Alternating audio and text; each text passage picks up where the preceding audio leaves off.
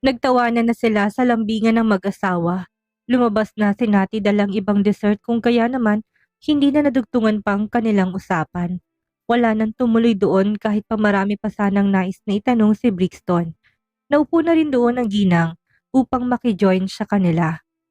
Doon nila sa family area naisip na tumambay, ngunit hindi nagtagal ay lumabas din naman sila sa may lanay ng mansyon na nakakonekta sa malawak na bakuran.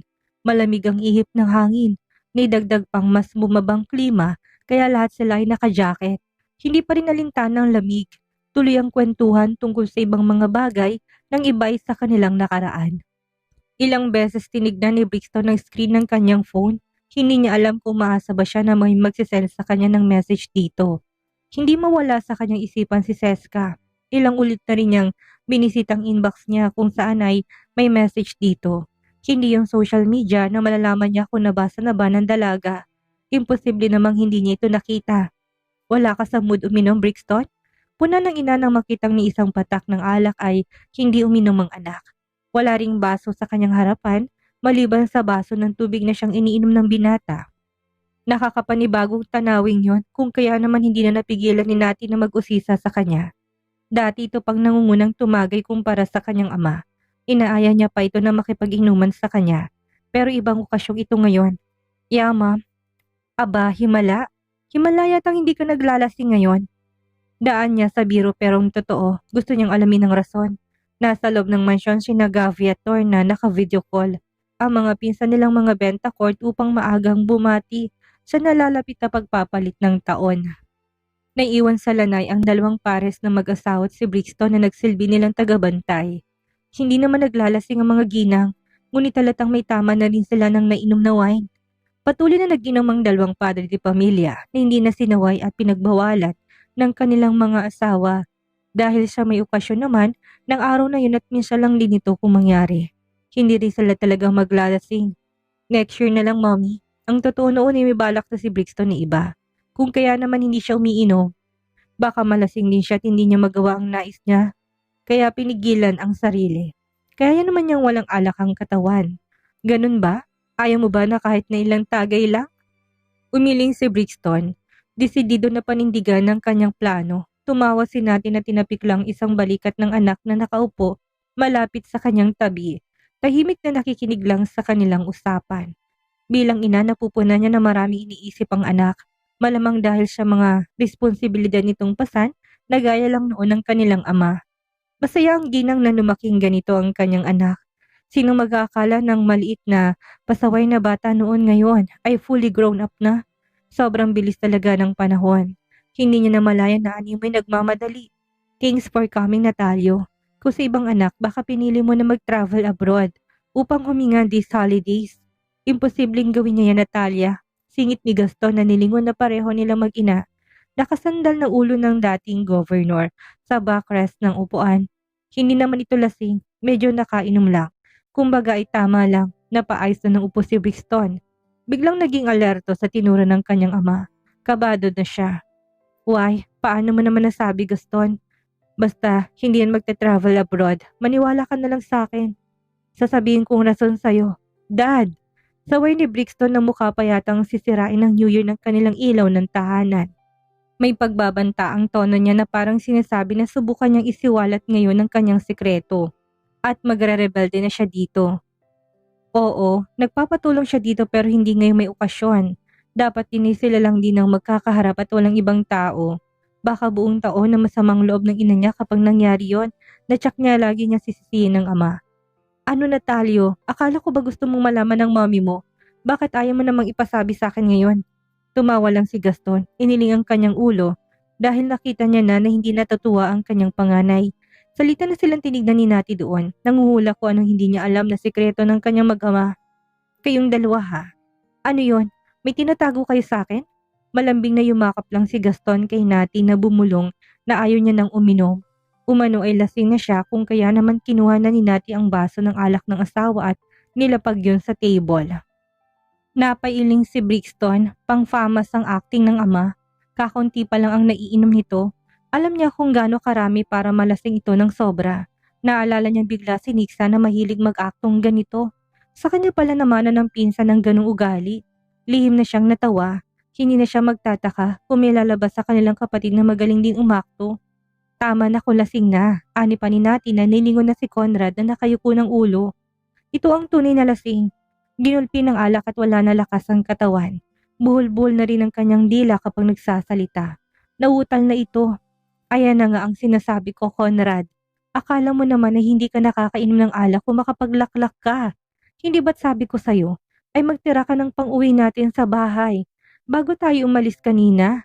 Pagbubunga nga ni Cora sa asawa na ipinikit ng mga mata, baka sa kanyang mukha na iginupo na ito ng alak. Hindi tayo pwedeng hindi umuwi. Malulungkot si Seska dahil wala siyang kasama doon. Hindi mo ba naalala na sa hotel nakastay ang manager niya, ha? Biglang napaisip si Brixton. Malaki ang villa ng mga ito sa Baguio na regalo ng kanyang ama sa kanila. 7 bedrooms yon. Kaya nagtataka siya kung bakit sa hotel pinili ng lalaking magstay habang naruroon. Isang ngiti ang sumilay sa kanyang labi. May pag-asa pa siya na makasamang dalaga mamaya. Idadami niya si Gavi kahit pa alam niyang tutulang kapatid. Sinadya niyang i-text ito at sinabi nga alis ng mag-asawa. Kailangan itong bumaba upang ihatid sila sa labasan. Knowing Gavi, kahit na nung busy nito hindi nito magagawang palampasin ang pagkakataong yun ngayon. Brixton, ihatid mo ng tita Cora at tito Conrad mo. Total hindi ka naman uminom. Mungkahin ni Nati na makitang nahirapan si Cora, nalalayang tumayong asawa niyang parang biglang nalumpo dahil sa tama ng alak sa katawan. Mabilis na napatayo si Brixton. Sa mga sandaling yon, nais niya nang yakapin ng ina upang magpasalamat dahil nasabi niya na ang nais niyang i-offer sa dalawang matanda. Alam ni Brixton na hindi ito magagawang tanggihan ng mag-asawa, lalo na kung magpumilit dito si Nati. Yun na lang ang panghahawakan niya. Napangiti ng malapa doon si Brixton. Pagkakataon nga naman. Mabuti na lang talaga't hindi siya naglasing. Ganun na lang iling ni Cora matapos sa tignan ng naging reaksyon ni Brixton sa naging utos ng kanyang ina. Hindi na kailangan. Naku, kailangan yun, Cora. Huwag mo nang tanggihan pa. Muling giit ni natin na halatang hindi magpapatalo sa asawa ni Conrad. Nag-aalala ko na baka kung anong mangyari sa inyo. Maingat namang magmaneho itong si Brixton, Cora. I mean, hindi kailangan si Brixton. Natalia, pwede naman ang driver na lang ang maghatid sa amin pa uwi. Nakakahiya sa anak mo. Pagod pa yan sa biyahe niya, paakit ng Baguio tapos abalahin pa namin magpahatid. Umayasan tayo si Brixton. Hindi siya papayag na agawin ng driver ng pagkakataong niyan yon. I'll send you home, Tita Cora. Kukunin ko lang ang susi ng sasakyan sa loob. Sabat naman ni Brixton na tinalikuran na sila. Sinundan ng mga naiwan sa labas ang tingin ng likod na parang biglang naging excited sa gagawin niyang paghatid. Sige na, hindi naman kayo abalang mag-asawa. Gate pa ni Nati na parang hindi pwedeng tumanggi si Cora. For the peace of mind na rin natin na lahat, makakahinga lang kami ng maayos kapag nalaman naming nakauwi kayo ng safe. Saktong palabas na rin si Gavi noon sa bakuran na makuha ni Brixton na susi ng gagamitin niyang sasakyan. Inakbayan niya na ang kapatid. Nakapaskil na sa kanyang mukha ang labis na excitement. Masamang tingin na tiningnan ni Gavi si Brixton. Nawiwirduhan ito sa kanya. Inamoy pa siya ng kapatid dahil baka nakakainom siya ng alak ngayon kung kaya naman may paglalambing na naman na hindi niya inasahan. Malambing ang kapatid ngunit may kakulitan din ito kapag may alak sa katawan at ang suspecha niya agad ay yun. Walang amoy ng alak sa hininga. What's wrong with you, kuya? Bitaw nga, mangungulit ka na naman eh. Samahan mo ko. Ihatid natin sina Tita Cora, Tito Conrad sa kanila. After nun ay gala tayo saglit sa Session Road. Ikot lang ng ilang sandali tapos uuwi na rin tayo. Hindi ba, medyo bored ka dito sa mansyon? Tara na habang sinisipag pa ako. Panguuto niya sa kapatid na biglang nagliwanag ang mga mata. Inaasa na yung reaksyon dito ng kapatid niya. Really? Sandali, tawagin ko lang si Thor. Ako bang tatakbo to papanhik na ikalong palapag ng pigilan na siya ni Brixton sa pamamagitan ng hawak sa kanyang isang braso. Madaldal si Thor, baka mamaya ito pa ang maghulog sa kanya sa ina, kaya hindi yun po pwede. Wag na, tayo na lang. Isa pa, saglit lang din naman. Bilan na lang natin siya ng pasalubong pagbalik mamaya. Ha? Gusto niya ring gumala, kuya. Hindi lang makabuelo kina mommy at daddy dahil malamang hindi siya papayagan. Isama na natin. Kawawa naman yun. Tatlo tayo para masaya. Ayaw mo bang buo tayo magkakapatid? Sa halip na sumagot ay hinila na ni Brixton ng kapatid papalabas. Nang maktul ito ngunit hindi kalaunan na hindi na lang nagreklamo nang umabot sila sa may pintuan ng mansyon papalabas kung saan sila naruroon. Iba na kagad ang kutob ni Gavi dito. Mukhang may ibang planong kapatid, kaya ayaw na isama si Thor, na noon ay nagkataong minor de edad pa.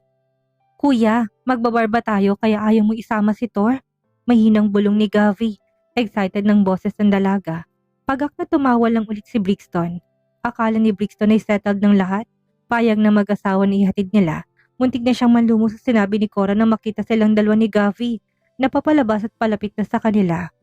Iho, hayaan mo ang driver na lang maghatid sa amin. Kakaakyat mo lang ng Baguio, kaya magpahinga ka na ng maaga. Hindi mo naman kailangan mag-abala pa. Hindi mo kami responsibilidad. Bungad ng ginang sa kanya. Wala pong problema tita. Katunayan ay kasama ko si Gavi. Sasaglit kami sa Session Road. Okay lang naman yun mommy, di ba? Babalik kami bago mag alas 12. Tingin ni Brixton sa ina na biglang nilingon ng anak na babae sa kanyang tabi. Payag ka na mommy. I am bored to death. Kasama ko naman si Kuya Brixton. Hindi mo kailangang mag-alala sa amin. Don't you trust your firstborn mom? Si Gavi sa pag-aakalang may surprise ang kapatid kaya siya sinasama nito doon. Hindi na doon nakapalagpas si Cora dahil may rason na si Brixton upang ihatid sila. Batid niya na gusto lang naman itong makita sa kanila si Seska na nag-text sa kanyang nakauwi na umano.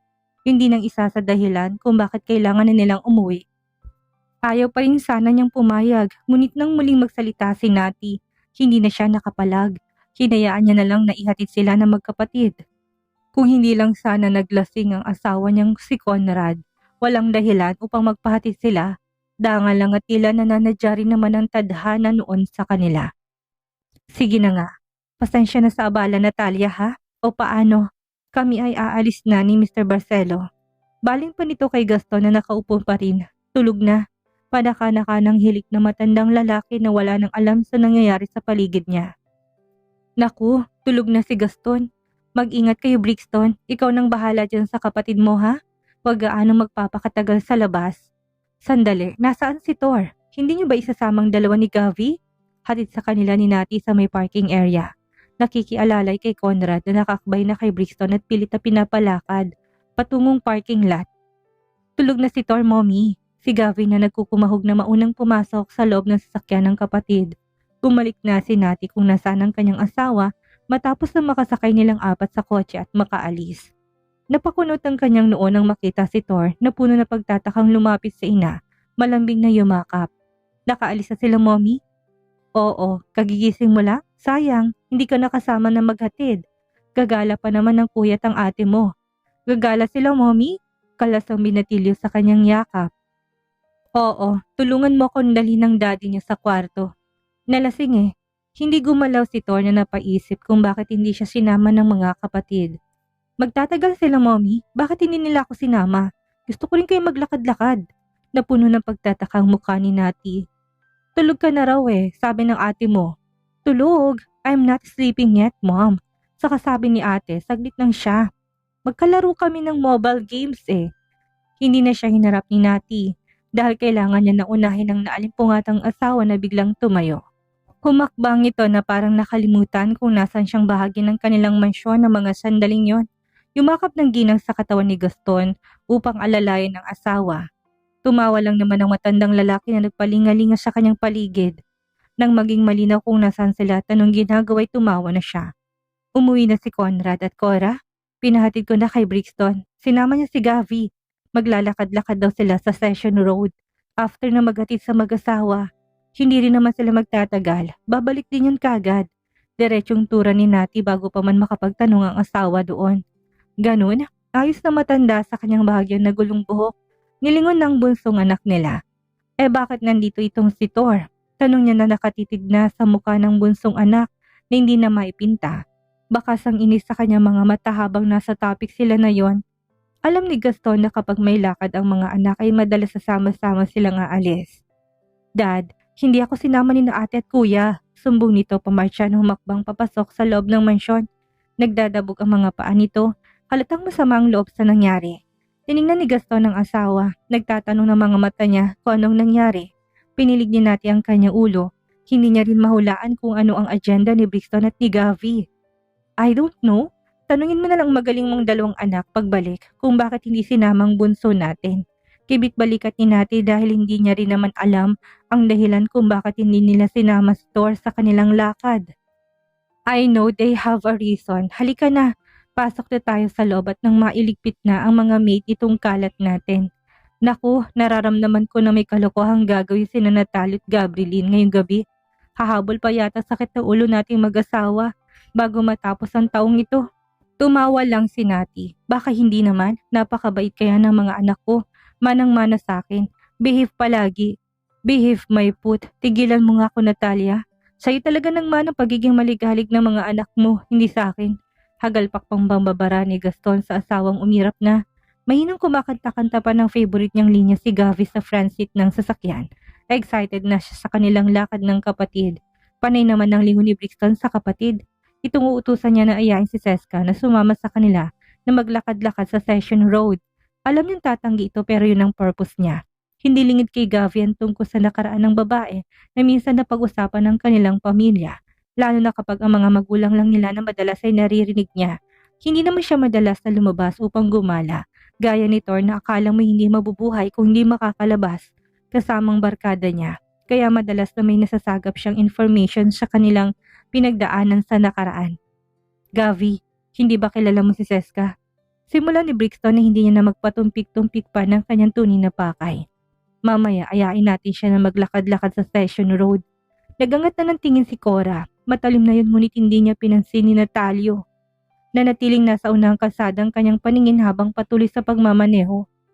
Naku, hindi pwede. Pagod yun. Anang ginang na desididong ayaw payagan ng anak. Ano siya hiba? Pagkatapos ang ginawa nitong katarantaduhan sa anak, hahayaan niya nang muling makalapit si Brixton? No way! Never na yung mangyayari habang nabubuhay siya. Anong oras na rin naman? Ang mabuti pa'y umuwi na kayo na magkapatid matapos yung kaming ihatid. Tinignan ni Brixton si Gavi, puno ng pagmamakaawang mga mata sa kanya na tulungan siya. Nung uni naguluhan na si Gavi kung bakit hinihiling yun ng kapatid. Hindi niya alam kung bakit marahipit ang kanyang kuya na makasamang babae. Gayong ang usapan nila'y silang dalawa lang ang pupunta. Tinagpi-tagpi niyang lahat. Napahawak na siya sa bibig na may mapagtanto. May gusto bang kapatid niya kay Seska kaya ayaw kay Piper? Imposible yun. Kuya, please, buka ng bibig ni Brixton kay Gavi na pinalamlam pang mga mata. Lumingon na si Gavi sa mag-asawa na kaupo sa likod ng sasakyan. Malapad ng ngiti. Oo nga naman, Tita Cora, payagan mo na. Minsan lang naman namin siya makasama. Umiling pa rin ang ginang. Basang-basa niya ng pakulo ng magkapatid na malamang ay nagsabuhatan pa kung kaya naman sinama pa si Gavi. Pakanayo ng panganay na si Natalio. Hindi pwede ang gusto ninyong dalawa ng kapatid mo, iha. Alam ko hindi lingid sa kaalaman mo kung anong relasyon ng anak namin sa pamilya nyo. Huwag kayong gumawang magkapatid ng gulo. Kapag sinabi kong hindi, hindi pwede. New Year naman, tita. Isasauli rin naman namin ni kuya. Magpapasama lang ako na may bibilhin sa kanya. May gusto kasi akong damit for February. Hindi ba't designer siya? Ipapatingin ko kung bagay ba yun sa akin. Saglit na saglit lang, akong bahala sa kanya. Pinagsaliko pa ni Gavi ang dalawa niyang palad na parang nagdarasal habang nakaharap sa ginang. Humanda ang kuya niya mamaya at sisingilin niya ito ng mahal. Hindi niya ugaling magmakaawa pero heto siya ngayon. Ginagawang bagay na yon. Nandun naman po ako, hindi naman namin siya pababayaan ni kuya. Saglit lang po, Tita Cora, sige na po ha. Please, tita, samo pa ni Gavi ng ngumuso.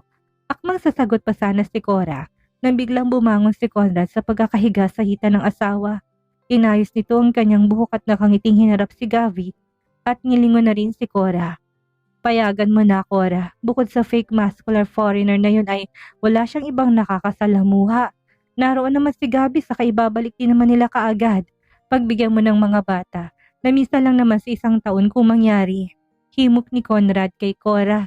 Sa halip na sumagot ay kinurot ng malakas si Cora sa tagiliran ang asawa kung kaya naman napasigaw sa sakit noon si Conrad. Asar na siya sa kanyang asawa na hindi na lang manahimik. Kailangan pa talaga nitong sumabat sa pakipag-argumento niya kina Brixton. Hindi ka na lang matulog, sabat ka pa ng sabat. Maglalasing ka talaga. Sumilay ang kakaibang ngiti ni Brixton sa labi. Nababatid niyang papayagan na nilang sumama si Seska. Natitiyak niyang kapag si Gavi ang nag-aya, kay Seska hindi nito magagawang tumanggi. Kuya, sa tingin mo papayag siya? Bahagyang dukwang ni Gavi palapit sa kapatid habang panakanakang lingon siya, nagtatalo pa ring mag-asawang nasa likod nila. Basta pilitin mo. Ibibigay ko lahat ng gusto mo. Sagot kong gagastusin mo sa lahat ng gusto mong bilhin mamaya. Anything, okay? Anything, Gavi. Just help me out with this one.